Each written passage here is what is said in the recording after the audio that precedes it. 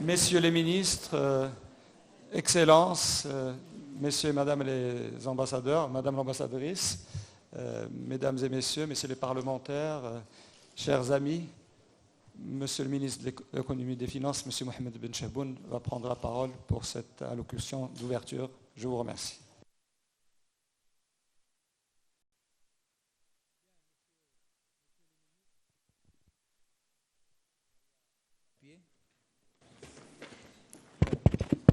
Très bien.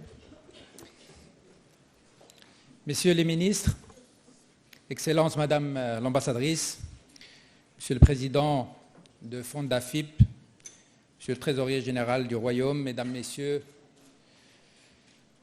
je voudrais tout d'abord commencer par vous souhaiter la bienvenue à cette 13e édition du colloque international sur les finances publiques que notre ministère a pris l'habitude d'organiser à travers la Trésorerie générale du Royaume et la Fondation internationale des finances, l'association pour la Fondation internationale des finances publiques, avec le soutien de la Revue française des finances publiques sur un thème fort important et d'actualité aujourd'hui, quelles finances locales dans un monde en mutation.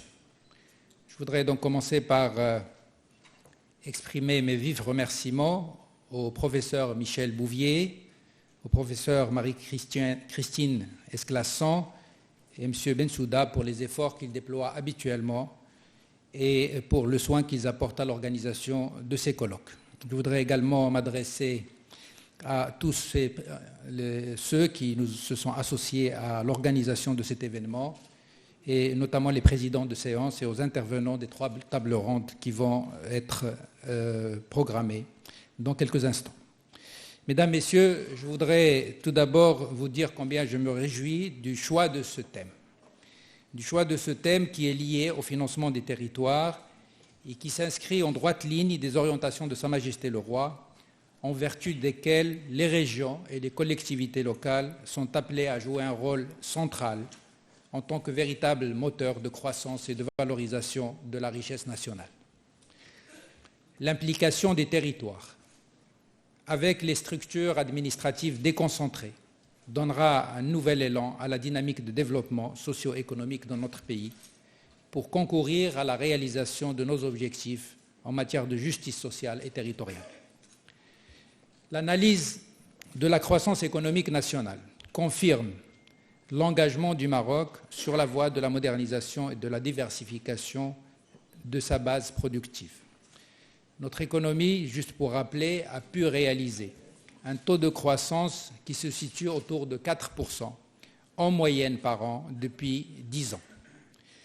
Cela a été rendu possible grâce à une stratégie de pilotage qui s'est avérée concluante en termes de renforcement de la confiance du système productif et de l'attractivité de notre économie, mais également en matière de sauvegarde des équilibres fondamentaux des finances publiques. Les actions engagées se sont traduites par l'amélioration relative des marges de manœuvre budgétaires de l'État qui lui ont permis de maintenir une certaine dynamique de l'investissement public et d'accompagner la mise en œuvre des stratégies sectorielles et des programmes sociaux. Toutefois, le taux de croissance moyen de 4% enregistré par notre pays demeure en moyenne inférieur à ce qui est observé dans les pays émergents et insuffisant pour réduire les inégalités sociales et territoriales et pour réduire le chômage des jeunes, notamment dans un contexte mondial marqué par des tensions économiques et sociales. Face à cette situation, et en vue de remettre le Maroc sur la voie d'une croissance plus forte et durable, Sa Majesté le Roi a rappelé, notamment dans le discours du trône de 2019, qu'il est temps pour le Maroc de reconsidérer son modèle de développement pour le mettre en phase avec l'évolution que connaît notre pays. De même, et conformément aux orientations de Sa Majesté, et suite à l'adoption en 2018 de la charte de déconcentration administrative, le gouvernement a entamé et a accéléré le rythme de l'élaboration des schémas directeurs de déconcentration. Il vise le transfert du centre au service déconcentré, des prérogatives de nature décisionnelle et celles devant faire l'objet de délégations, avec le transfert en conséquence des ressources humaines et matérielles nécessaires. De plus, nous avons procédé à la mise en œuvre d'une véritable politique de territorialisation des politiques publiques en cohérence avec les objectifs assignés au chantier de la régionalisation avancée. Les lois organiques adoptées en 2015 ont défini le partage de prérogatives entre chacune des composantes de l'organisation institutionnelle et administrative du Royaume en se référant aux principes de subsidiarité énoncés par ailleurs dans la Constitution. Le gouvernement a par ailleurs fait aboutir la réforme des centres régionaux d'investissement, devant désormais constituer un levier majeur de facilitation des projets d'investissement, mettant un terme aux dysfonctionnements ayant auparavant entravé la dynamique d'investissement au niveau territorial. Dans le même sillage, le gouvernement est en train de mettre en place un projet de loi cadre relatif à la réforme de la fiscalité suite aux recommandations dégagées lors des dernières assises fiscales tenues en mai dernier. En vue de surmonter les difficultés vécues par les entreprises, nous avons apporté tout l'appui et le soutien nécessaire au tissu économique en termes d'amélioration du climat des affaires et de facilitation de l'accès des PME au financement bancaire et à la commande publique dans le cadre d'un projet qui est en cours de finalisation dénommé Small Business Act. Dans le même sens, le gouvernement a honoré les engagements pris vis-à-vis des entreprises, notamment en ce qui concerne les délais de paiement, les remboursements des arriérés de TVA, conformément aux orientations de Sa Majesté contenues dans le discours du 20 août 2018 à l'occasion du 65e anniversaire de la Révolution du roi et du peuple. Au niveau de la restructuration du portefeuille de l'État, des contrats-programmes sont finalisés ou en préparation. Ils visent la révision des modèles économiques et institutionnels de certains établissements et entreprises publiques, la rationalisation de leurs dépenses et la cession de certains actifs non stratégiques. Mesdames, Messieurs, la grande question demeure posée. Compte tenu des effets de la globalisation, comment imaginer des finances locales en phase avec les nouvelles orientations? Il y a quelques années encore, on pensait que la gouvernance des finances locales était moins une question de moyens qu'une question de modèles et d'outils de gestion. Au vu des changements auxquels nous assistons et qui iront grandissant, nous pouvons être certains. Il semble que la question des moyens reprend ses droits. Mais cela ne doit pas occulter le modèle et les outils de gestion pour autant. L'ensemble doit bien évidemment être appréhendé comme un tout cohérent et équilibré. Aujourd'hui, plus qu'avant, les ressources financières sont une denrée rare. Cela est vrai pour les collectivités locales autant que pour l'État. Il s'agit donc aujourd'hui de gérer cette rareté et de faire preuve d'innovation et d'imaginer de nouvelles sources de financement. Gérer cette rareté reviendrait à trouver la meilleure répartition des ressources actuelles entre l'échelon national et l'échelon local. La répartition optimale entre le national et le local améliorerait l'efficacité de l'action locale et répondrait en même temps mieux aux préoccupations de développement global du pays. Le rapport de la Cour des comptes sur la fiscalité locale, publié en 2015, a établi un diagnostic qui, en substance, je cite, dit ceci: la complexité du système fiscal local et les insuffisances de sa gouvernance, qui nécessite un vaste chantier de réforme devant intégrer l'évolution du processus de la régionalisation avancée. Ce même rapport met en avant la nécessité de la simplification et de la modernisation du cadre juridique et institutionnel de la fiscalité locale comme un préalable à l'amélioration des rendements des taxes. La mobilisation du potentiel fiscal local, qui est donc un enjeu majeur, passe avant tout par une meilleure appréhension de la matière imposable et par la levée des dysfonctionnements d'assiette. D'un autre côté, il est légitime d'explorer de nouvelles pistes à la recherche de nouvelles formes de financement qui auraient éventuellement montré leur efficacité sous d'autres cieux, sans tomber, et bien évidemment, dans le piège de l'imitation aveugle. Il serait également intéressant d'examiner les possibilités de renforcement des recettes non fiscales. Pour ne citer que cela, l'emprunt est-il une option viable pour le financement des investissements locaux, compte tenu du niveau d'endettement de nos collectivités? Deuxièmement, quelles sont, le cas échéant, les conditions ou les garde-fous à mettre en place? Il me semble que ce sont là des questions qui méritent d'être examinées posément, sans précipitation et sans parti pris. Il devient indispensable de disposer aujourd'hui d'un modèle à la hauteur du défi du moment, un modèle qui libère les énergies de nos territoires. Pour gagner ce pari, le modèle vers lequel nous devons nous orienter devrait être léger, souple et capable de s'adapter au rythme des changements imposés par le monde qui nous entoure. La dynamique des réformes lancées au début des années 2000 a permis de réaliser des avancées considérables. Les fondamentaux macroéconomiques de l'économie marocaine ont montré une certaine stabilité des finances publiques. Mais aujourd'hui, c'est par le développement de l'échelon local que passe le développement de notre pays. Les politiques économiques devraient être élaborées, mises en œuvre et évaluées au niveau local. Cela suppose bien entendu de disposer d'une vision claire de la gouvernance locale qui doit s'intégrer dans la dynamique globale. Et cela passe par un cadre de référence nouveau qui serait bâti autour de deux idées forces, la liberté d'action et la responsabilité. Sa Majesté le Roi, dans son dernier discours du trône, a appelé à la nécessité de faire preuve d'ardeur créative et d'innovation dans la gestion de la chose publique.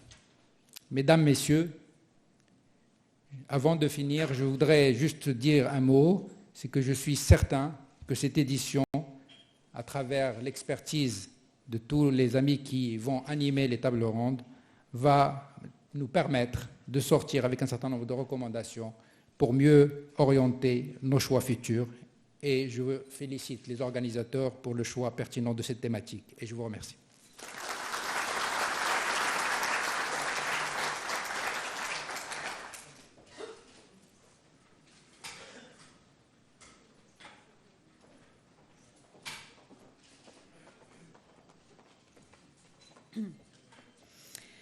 Alors, Monsieur le ministre de l'Économie et des Finances, cher Mohamed Ben Chaboun, Monsieur le ministre délégué auprès du ministre de l'Intérieur, cher Noureddine Boutayeb, Monsieur le trésorier général du Royaume, cher Noureddine Bensouda, Monsieur le président de la Fondation internationale des finances publiques, cher Michel Bouvier, Mesdames et Messieurs les ambassadeurs, Mesdames et Messieurs les parlementaires, présidents, gouverneurs, conseillers, Mesdames et Messieurs en vos titres et capacités, je voudrais vous dire tout d'abord tout le plaisir que j'ai à être parmi vous pour la première fois à ce traditionnel colloque de la Fondafip, événement qui rassemble chaque année depuis 13 ans des hauts responsables et les meilleurs experts, en tout cas marocains et français, en matière de finances publiques. Et Dieu sait qu'il y a des experts au Maroc et en France sur ces questions. Vous me permettrez de saluer plus personnellement, pour son implication et son engagement, M. Noureddine Bensouda, trésorier général du Royaume, et le président Michel Bouvier, qui sont à l'initiative de ce colloque. Merci pour ce que vous faites. À votre initiative, cette année, le thème est « Quelle finance locale au Maroc et en France dans un monde en mutation ?» Vaste et intéressant sujet, au moment où les mutations engendrées par la mondialisation posent question à nombre de nos concitoyens et où les collectivités locales sont l'échelon institutionnel de proximité, en première ligne pour recevoir les doléances exprimées et tenter d'y apporter des réponses en lien avec les services de l'État. La mondialisation est perçue, à tort ou à raison, parfois à juste titre, comme un accélérateur d'inégalités, qu'elles soient sociales, générationnelles, de genre ou bien territoriales. À cet égard, la question des finances locales est clé, car ces dernières permettent de porter les politiques publiques au plus proche des citoyens. Les finances locales, en plus de financer les biens publics locaux, peuvent contribuer à corriger les disparités territoriales pour tendre vers l'égalité des chances des territoires. Ce 13e colloque de la Fondafip se place dans la lignée, en ce sens, de celui de l'année précédente qui portait sur les finances publiques et la justice sociale. Ce thème de la réduction des inégalités territoriales se pose d'ailleurs autant, mais de manière différente, en France qu'au Maroc. Comment faire travailler de concert l'État, les collectivités territoriales, afin de refermer la fracture territoriale et de bâtir une cohésion des territoires solide? C'est le défi qui est le nôtre. Pour ce qui concerne la France, la réponse est le nouvel acte de décentralisation et le pacte territorial annoncé par le président de la République à l'issue du grand débat du mois d'avril dernier. Un nouvel acte de décentralisation qui doit porter sur les politiques de la vie quotidienne, le logement, le transport, la transition écologique, pour garantir des décisions prises au plus près du terrain et des citoyens. Ces orientations supposeront la mise en place d'une nouvelle architecture fiscale des collectivités locales, avec comme première mesure la suppression de la taxe d'habitation pour 80% des Français. Je sais que le rééquilibrage territorial est une priorité au Maroc, alors que le gouvernement travaille en ce moment même à l'édification d'un nouveau modèle de développement. Je comprends d'ailleurs que les assises de la fiscalité du mois de mai dernier ont permis de dégager un certain nombre d'axes de réformes devant permettre d'atteindre une plus grande équité territoriale et une meilleure articulation entre fiscalité locale et fiscalité de l'État. Cette thématique des finances locales est aussi une bonne illustration de la qualité du partenariat que la France et le Maroc ont ensemble dans ce domaine. Je vais citer quelques exemples. D'abord, celui des collectivités territoriales françaises qui accompagnent leurs consoeurs marocaines, en particulier pour l'organisation de formations sur le thème des finances publiques locales, de pair à pair, au profit de fonctionnaires ou d'élus. Par exemple, la coopération entre la région Occitanie et l'Association des régions du Maroc, entre le Conseil départemental de la Gironde et le Conseil provincial de Meknès, entre la région Centre-Val de Loire et l'administration régionale de Fès-Meknès, ou encore entre l'Association internationale des régions francophones présidée par la région Rhône-Alpes et la Maison de l'élu de Marrakech-Safi. Ce sujet aussi se traduit par un partenariat avec l'Agence française de développement en faveur des collectivités territoriales marocaines. Sur le plan institutionnel, l'AFD finance en ce moment, en collaboration avec la Banque mondiale, l'instruction d'un grand programme d'appui à l'amélioration de la performance de gestion des communes urbaines. Dans une logique d'approche intermédiaire, l'AFD a par ailleurs renforcé son soutien au fonds d'équipement communal en avril dernier, par le biais d'une subvention et dans le sillage d'un prêt de l'année dernière. Ces investissements permettent de mieux accompagner les collectivités dans la planification, la mise en œuvre et le financement de leurs projets porteurs, tout en renforçant leur résilience aux impacts du changement climatique. Enfin, l'AFD soutient aussi sur les plans techniques et financiers les collectivités territoriales marocaines et leur démembrement dans l'exercice de leurs compétences renforcées en appui à la dynamique de régionalisation avancée. Sur cette question des finances publiques qui vous occupe aujourd'hui, vous le voyez, nos deux pays sont unis par des défis communs et je suis convaincue que les débats que vous aurez cet après-midi seront éclairants sur le chemin à suivre pour nos pays respectifs. Je vous remercie.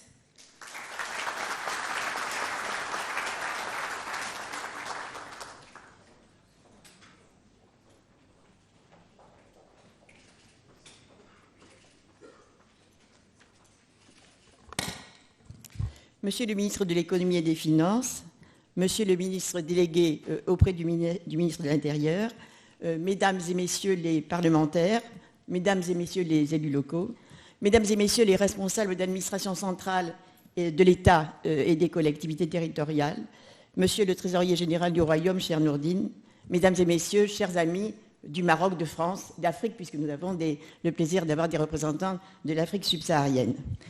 Je dois dire que je suis particulièrement heureuse et honorée d'ouvrir avec vous la 13e édition de ce colloque qui nous réunit chaque année à Rabat en septembre. Je ne déflorerai pas le sujet qui a été brillamment évoqué par les interventions précédentes du ministre de l'Économie et des Finances et de Madame l'ambassadrice, mais simplement je me contenterai de rappeler quelques caractéristiques du partenariat qui nous unit, Fondafip et la TGR, depuis plusieurs années.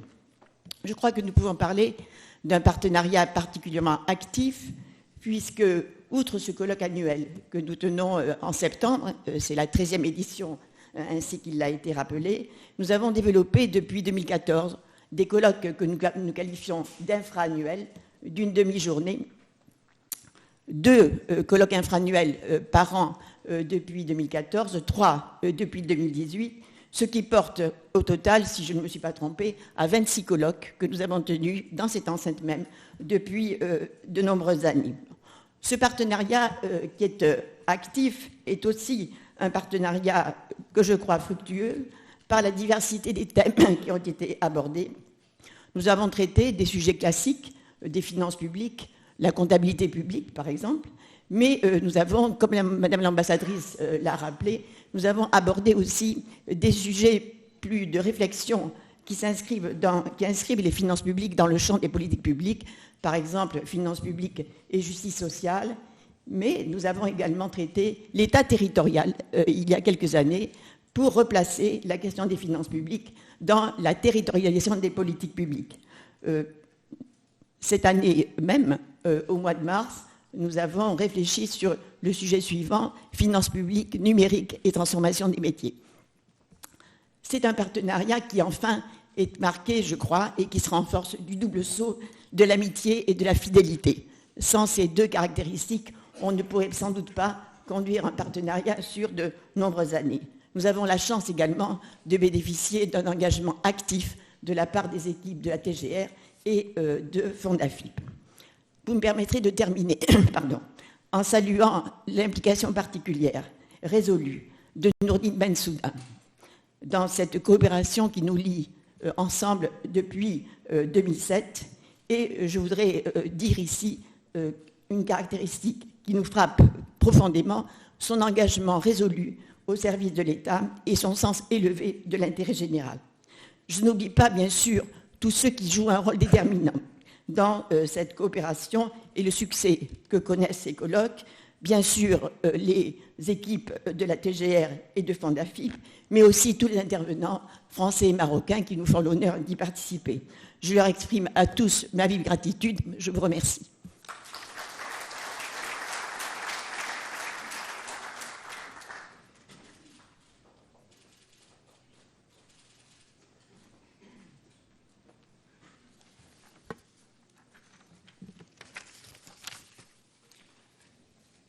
Messieurs les ministres, Leur Excellence, Messieurs les ambassadeurs, Mesdames et Messieurs les élus locaux, Monsieur le Président de Fondafip, Madame le Secrétaire général de Fondafip, Mesdames et Messieurs, permettez-moi de vous souhaiter à mon tour la bienvenue à cette 13e édition du colloque international sur les finances publiques, organisé par le ministère de l'Économie et des Finances et la Fondation internationale des finances publiques, avec le soutien permanent de la Revue française des finances publiques, sur le thème « Quelles finances locales au Maroc et en France dans un monde en mutation ?»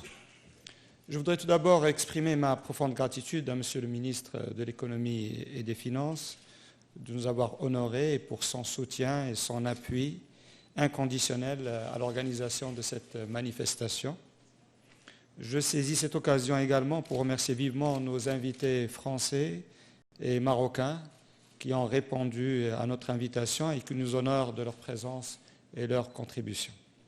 Nous sommes honorés par la présence de messieurs le ministre, monsieur le ministre Boutayeb, leur Excellence, messieurs et madame l'ambassadrice de France qui est nouvellement arrivée au Maroc. Je lui souhaite la bienvenue au Maroc et plein succès dans sa mission.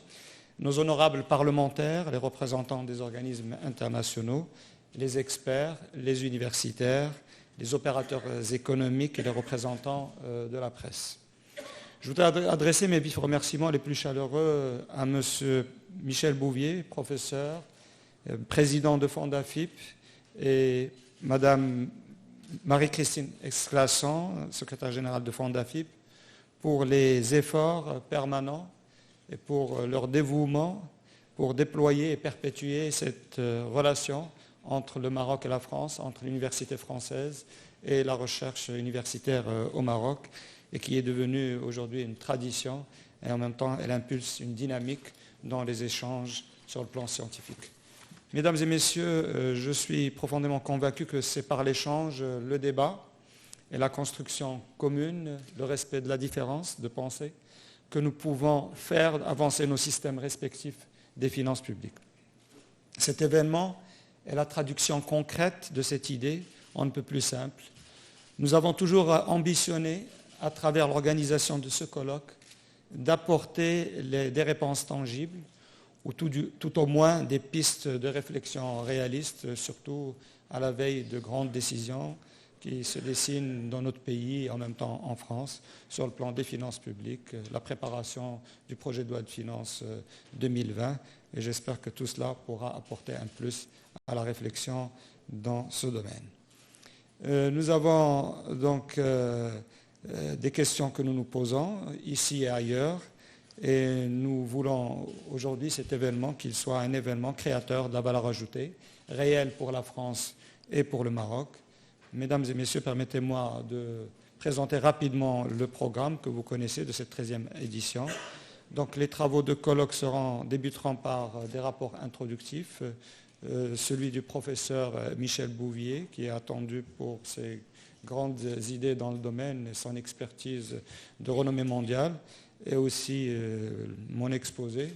Et puis par la suite, nous aurons la chance d'écouter deux grands témoins, Monsieur le ministre délégué à l'Intérieur, Monsieur Nourdine Boutayeb, qui a toujours participé avec nous dans ces colloques. J'ai essayé de revoir un peu les différentes éditions et j'ai trouvé qu'il était là il y a très longtemps quand il était directeur général des collectivités locales. Donc il continue toujours au ministère de l'Intérieur avec un champ beaucoup plus large et nous sommes heureux et honorés qu'il soit parmi nous aujourd'hui. Nous avons aussi la chance d'avoir Monsieur le ministre Alain Lambert, président commission des finances, ancien ministre du budget, auteur de plusieurs articles et aussi d'ouvrages. Et donc nous avons la chance de l'avoir ici pour nous donner un témoignage en direct sur les finances publiques et les finances locales. Donc le programme, 3 tables rondes, une question simple, quelle fiscalité locale? C'est le sujet de la première table ronde. Enfin simple, elle paraît simple.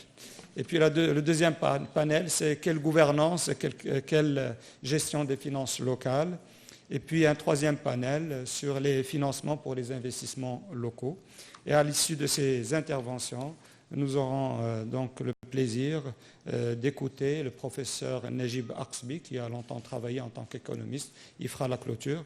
Et je vous informe que ce colloque est transmis à travers toutes les régions du Royaume. Si vous le permettez, maintenant je vais faire mon rapport introductif et je vais essayer d'être très succinct et très précis par rapport au thème.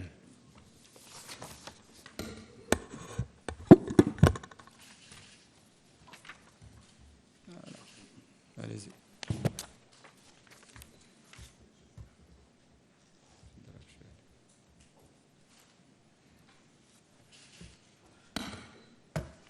Voilà.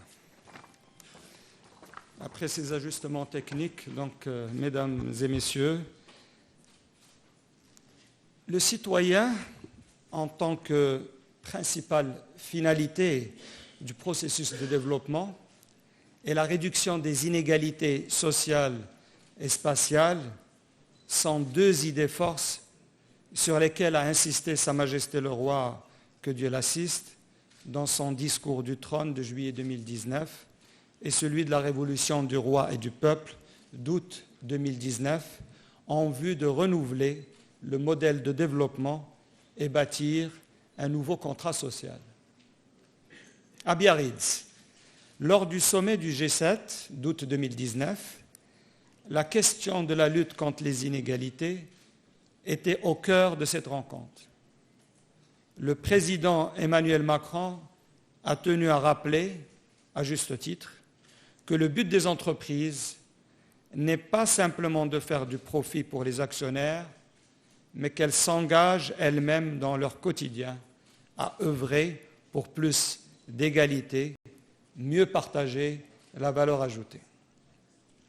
Dans ce monde en mutation, décideurs politiques, politologues, sociologues et économistes réfléchissent tous sur la réduction des inégalités et sur les voies d'amélioration des conditions de vie des citoyens. Au Maroc, des réalisations importantes ont été accomplies dans le domaine de la démocratie, notamment avec la Constitution de 2011. Des droits et des libertés, ainsi que sur le plan économique, financier et sur le plan des infrastructures. Néanmoins, comme le précise Sa Majesté le Roi, les infrastructures et les réformes institutionnelles, si importantes soient-elles, ne sont pas suffisantes. Les bienfaits du développement réalisés pendant ces 20 années n'ont pas bénéficié à tout le monde. Des lenteurs subsistent et un sentiment d'inégalité progresse. Les citoyens ne perçoivent pas souvent les retombées de ces réalisations sur leurs conditions de vie, notamment en ce qui concerne la qualité des services publics de base, tels que l'éducation et la santé, entre autres.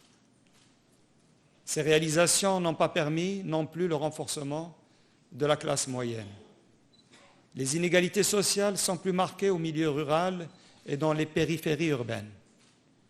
Aussi, la priorité devient-elle aujourd'hui la réduction des inégalités sociales et spatiales afin d'entamer une étape nouvelle du modèle de développement.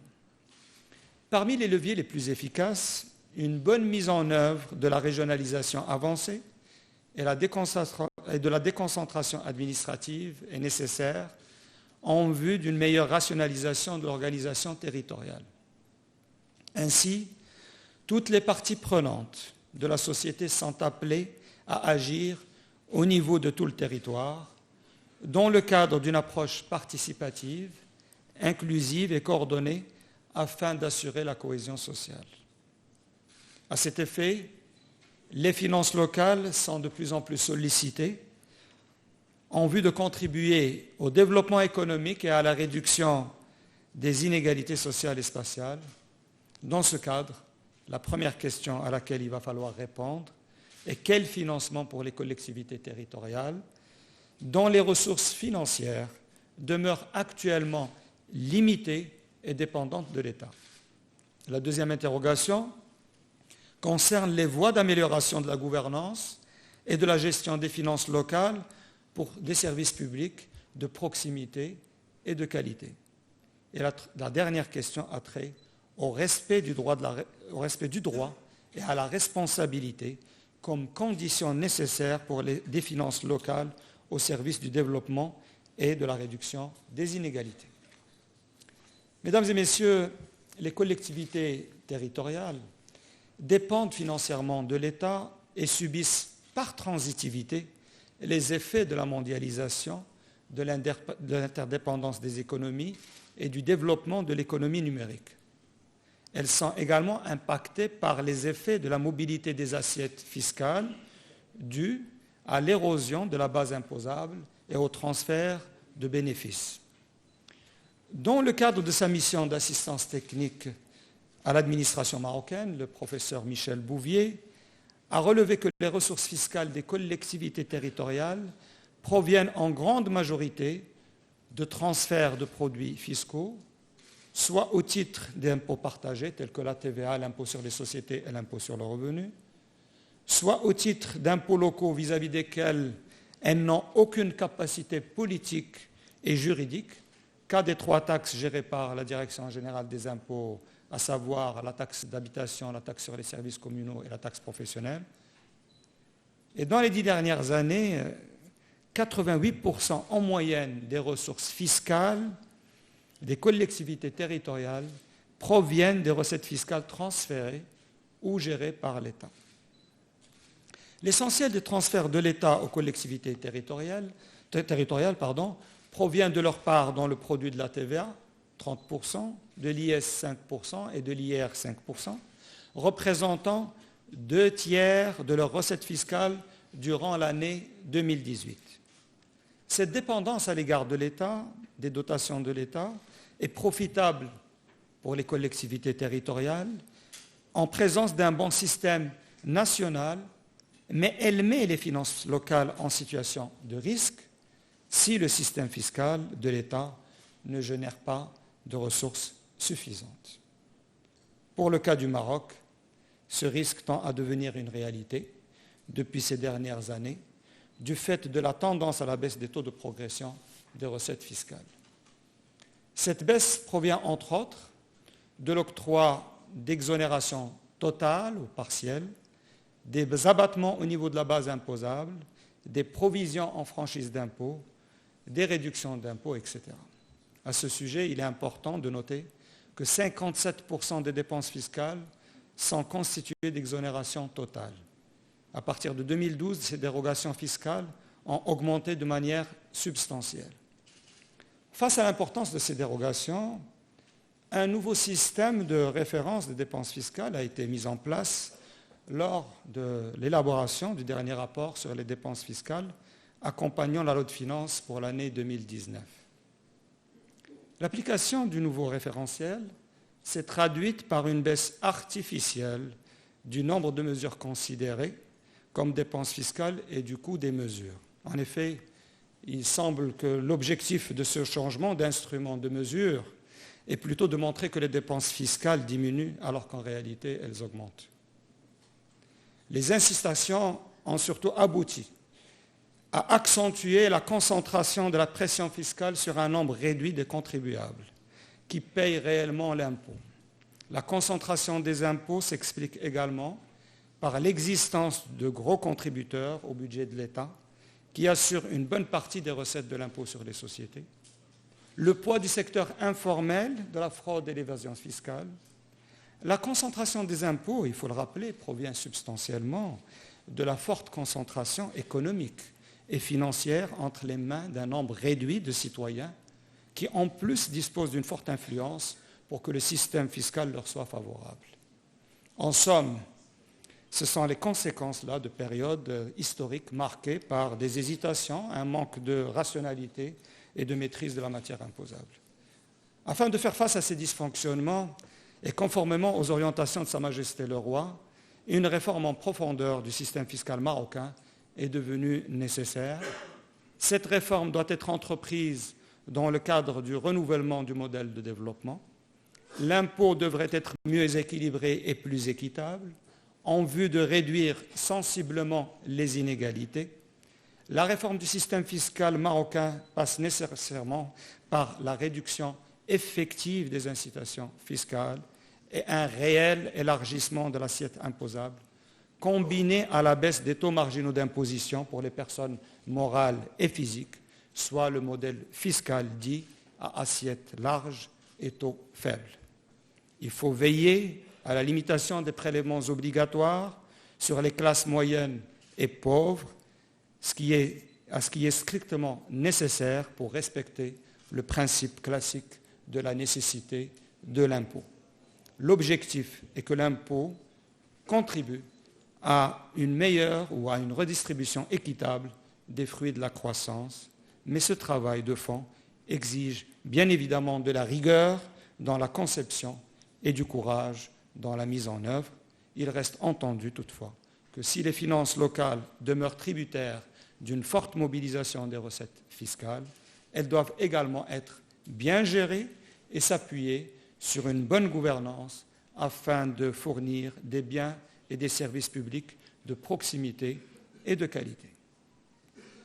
Mesdames et messieurs, l'État et les collectivités territoriales sont co-responsables vis-à-vis du citoyen des prélèvements obligatoires, comme on vient de l'expliquer, des dépenses publiques et de l'action qu'ils exercent. Ils doivent par conséquent veiller à la coproduction des services publics de proximité et de qualité. Le volume des dépenses des collectivités territoriales constitue à ce titre un excellent indicateur du niveau réel de la décentralisation. Au Maroc, les dépenses globales des collectivités territoriales en 2018 ne constituent que 10% des dépenses totales de l'État et des collectivités territoriales. Les dépenses d'investissement réalisées par les collectivités territoriales ont quant à elles représenté seulement 19,5% des dépenses globales d'investissement de l'État et des collectivités territoriales. Si on met dans le dénominateur les entreprises publiques, ce ratio va baisser. À titre de comparaison, en France, les collectivités territoriales ont réalisé près de 70% de l'investissement public en 2015 et 57% en 2018. Cette situation est accentuée par une déconcentration administrative et budgétaire largement insuffisante comparativement aux fortes attentes et exigences des territoires. En 2018, les délégations de crédit au profit des sous-ordonnateurs régionaux, préfectoraux et provinciaux n'ont représenté que 7% des crédits du budget de l'État. Mais en plus, 25% de ces délégations n'a été effectué que durant le deuxième semestre. En définitive, les collectivités territoriales et les services déconcentrés de l'État ne contribuent pas suffisamment à l'effort de développement économique et à la réduction des inégalités sociales et spatiales. Afin de jouer pleinement leur rôle dans ces domaines, l'État et les collectivités territoriales sont tenus de revoir en profondeur leur niveau d'intervention, les mécanismes et outils de gestion et les principes directeurs devant guider leur action. Pour ce qui est de l'État, il doit circonscrire son intervention aux enjeux qui ne peuvent pas être pris en charge par le niveau local. Tout à l'heure, M. le ministre a rappelé le principe de subsidiarité. L'objectif étant de faire en sorte que chaque mission de service public soit assurée dans les meilleures conditions et sans redondance. L'État doit également jouer pleinement son rôle de garant et d'arbitre en dernier ressort. Il doit garantir l'équité et l'égalité des services publics sur l'ensemble du territoire. L'État doit en outre, conformément aux orientations de Sa Majesté le Roi, accélérer la mise en œuvre de la déconcentration administrative et budgétaire. La concomitance de la décentralisation et de la déconcentration vise à favoriser le rapprochement entre les services de l'État et les services des collectivités territoriales dans le domaine de l'appui conseil et de l'assistance en matière de maîtrise d'ouvrage. L'État doit en plus mettre en place un cadre à l'intérieur duquel se déploient ses relations financières avec les collectivités territoriales. Pour leur part, les collectivités territoriales doivent appliquer les principes de gouvernance qui sont dans la Constitution. Elles doivent intégrer également les valeurs de performance et des résultats, de rationalisation, d'efficacité de la dépense et de mobilisation optimale des ressources. Les collectivités territoriales sont également tenues de procéder surtout à la modernisation de l'administration locale, devant disposer de ressources matérielles nécessaires et suffisantes, ainsi des ressources humaines jouissant de la formation et de l'expertise requises. Car, comme vous le savez, l'excellence des entreprises dépend de l'excellence des administrations. Les dépenses des collectivités territoriales doivent s'inscrire dans le cadre d'une programmation triennale, à l'instar de l'État, donnant de la sorte de la cohérence dans aux politiques publiques locales et surtout de la visibilité aux citoyens. La digitalisation et la dématérialisation des procédures et des services offerts au niveau local sont de nature à faciliter la vie aux citoyens en leur évitant les déplacements inutiles et coûteux en termes de temps et d'argent. Toute amélioration de la qualité des services publics et leur proximité des citoyens participent de manière notable à la réduction de la pénibilité au quotidien des classes moyennes et pauvres. La décentralisation et la déconcentration contribueront de manière indirecte à augmenter le pouvoir d'achat de ces catégories sociales, car leur propension à épargner va augmenter dès lors qu'elles ne seraient plus contraintes à consacrer une bonne partie de leurs revenus pour payer au privé et au prix fort les frais de transport, d'éducation de leurs enfants, de soins médicaux, etc.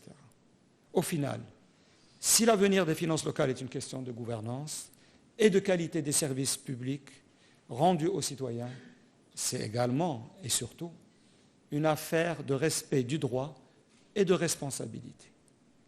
Mesdames et messieurs, il est primordial d'assurer un cadrage du système financier local autour des principes constitutionnels de respect de la loi et de responsabilité qui constituent les corollaires naturels du principe de libre administration.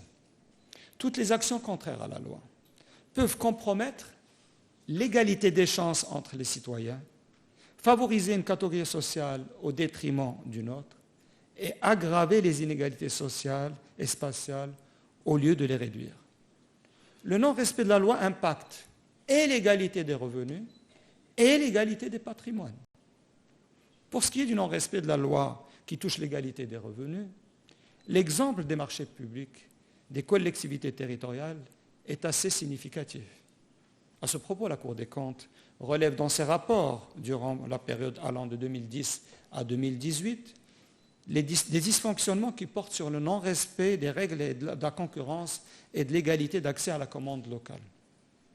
Le non-respect, parfois, de la réglementation des marchés publics par certaines collectivités territoriales, à travers l'éviction irrégulière d'un soumissionnaire, par exemple, donne une opportunité d'augmentation de revenus de certaines personnes aux dépens d'autres.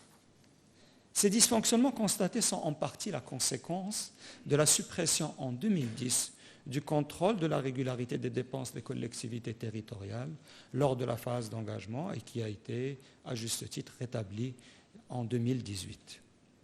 S'agissant du non-respect de la loi qui porte atteinte au patrimoine des citoyens, nous pouvons citer à titre d'illustration le domaine des acquisitions immobilières par le secteur public, de manière générale et par les collectivités territoriales en particulier. Au lieu d'acquérir les biens immobiliers à des prix qui se rapprochent des prix du marché et en conformité avec la loi sur l'expropriation, certaines collectivités territoriales recourent parfois à la voie de fait, en spoliant les citoyens de leurs biens, les amenant à demander justice auprès des tribunaux. Les tribunaux finissent, heureusement, par rétablir le droit en prononçant des jugements obligeant les collectivités territoriales à payer les montants réellement dus, ou dans certains cas, des montants supérieurs au prix réel des biens, en ordonnant l'exécution par saisie-arrêt des disponibilités du compte courant du Trésor ouvert à Banque le Maghreb. De telles pratiques qui commencent à prendre beaucoup d'ampleur risquent d'amener l'État à ne plus pouvoir gérer convenablement les engagements en matière de paiement de salaire, de remboursement des échéances de la dette, etc. Elles peuvent également amener les collectivités territoriales, dont les fonds sont confisqués à travers les saisies arrêts sur le compte courant du Trésor, à se retrouver en situation de cessation de paiement. La voie de fait et l'expropriation à des valeurs inférieures au prix du marché et la non-indemnisation à temps impactent le patrimoine des personnes concernées en le diminuant de manière abusive. Pour remédier à de telles pratiques, l'État et les collectivités territoriales doivent prévoir suffisamment de crédits pour indemniser les personnes concernées, tout en consacrant l'insaisissabilité des biens et des fonds publics pour assurer la continuité du service public, et c'est ce qui est fait à travers le monde.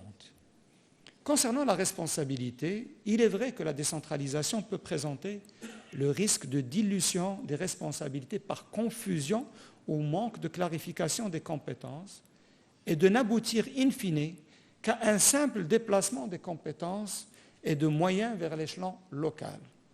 Pour cette raison, la décentralisation doit être accompagnée par la mise en place de mécanismes de suivi, d'évaluation et de reddition des comptes. Les collectivités territoriales doivent respecter les principes constitutionnels de bonne gouvernance et éviter de faire des délais, voire de la qualité, les variables d'ajustement quand les moyens se révèlent insuffisants ou la complexité excessive. Les collectivités territoriales sont appelées à mettre en place une comptabilité d'exercice qui permet une gestion plus efficace des finances locales. La comptabilité d'exercice permet également de faire ressortir les engagements hors bilan et de dégager ainsi les risques latents liés à la gestion financière locale. L'objectif est d'aboutir à des comptes publics locaux, sincères, reflétant l'image fidèle du patrimoine et de la situation financière des collectivités territoriales et devant servir de support à la reddition des comptes. Les collectivités territoriales doivent également intégrer progressivement les dispositifs d'audit et de contrôle interne fondés sur l'analyse des risques pour déterminer la soutenabilité des finances locales et la capacité de faire face à leurs engagements et de s'assurer en définitive de la continuité des services publics de base. Enfin, les collectivités territoriales doivent appliquer le principe de transparence dans tous les actes, des procédures et les mesures prises dans le cadre de leur gestion, en mettant à la disposition des citoyens toutes les informations en rapport avec la vie de la collectivité. Mesdames et messieurs, il est indéniable que les pouvoirs publics, à travers le monde, aspirent à consolider les finances locales, à offrir à leurs citoyens des services publics de proximité et de qualité, à veiller au respect de la loi et à assurer la reddition des comptes. Les collectivités territoriales et les services déconcentrés de l'État jouent bien évidemment un rôle fondamental dans le processus de développement des territoires en vue de réduire les inégalités sociales et spatiales.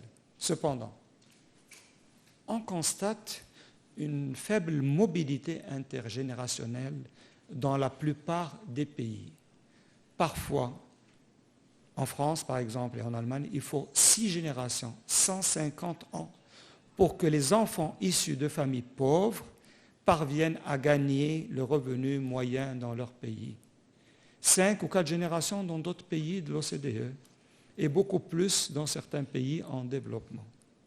Le vrai défi donc est de réduire les inégalités de revenus et de patrimoine et non de se limiter à la réduction des inégalités existentielles, c'est-à-dire hommes, femmes, nationaux et émigrés, à travers, par exemple, classiquement, l'octroi du droit de vote, l'égalisation des salaires moyens, hommes et femmes, Donc ce sont les inégalités de revenus et de patrimoine qui sont le sujet aujourd'hui.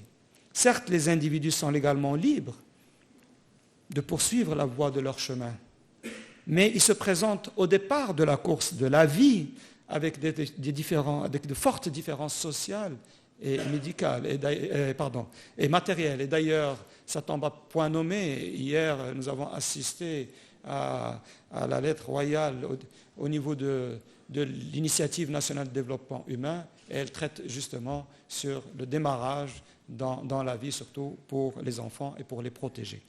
Donc seules des politiques publiques de l'État et des collectivités territoriales, s'appuyant sur des finances en bonne santé, pourraient conduire à une réduction de ces inégalités et donner les mêmes chances de départ à tous les citoyens. D'ailleurs, l'économiste américain Land Pritchett insiste sur la hausse des salaires ou des revenus des personnes dans leur pays d'origine, puisque, comme vous le savez, les migrations, qui font partie des deux manières d'améliorer ou de réduire les inégalités ou réduire la pauvreté dans le monde, sont fortement encadrées. En effet, la mondialisation et le libre-échange reconnaissent en principe la libre circulation des capitaux, des biens, des technologies et des idées, mais limitent la liberté de circulation des personnes. Donc, par conséquent, nous n'avons pas le choix. Les pays en développement, seul un travail constant et permanent sur les inégalités internes demeure la solution. Pour le sociologue et économiste Anderson, sociologue danois d'ailleurs, c'est les pays du Nord, l'Europe du Nord, il insiste sur décommodification, c'est-à-dire la décommercialisation ou la démarchandisation, pour dire que c'est une manière qui peut contribuer à la réduction des inégalités. Il s'agit de services publics, on y est, des services publics non marchands, obtenus comme indus et permettant à une personne de conserver ses moyens d'existence. Dans ce sens, une société qui aspire à atténuer les inégalités appelle principalement des dépenses sociales plus élevées. Encore faut-il que la stratégie dans ce domaine soit cohérente et bien mise en œuvre au niveau régional et local. À cette fin, les collectivités territoriales et les services déconcentrés de l'État doivent compter non seulement sur les moyens humains, mais surtout sur des compétences qualifiées et investir dans le capital humain par la formation et la motivation. Les relations de confiance et la reconnaissance pour les efforts fournis permettent aux compétences d'être performantes, de contribuer au progrès et d'être fiers des résultats atteints et de la mission accomplie. Mesdames et messieurs, je vous remercie.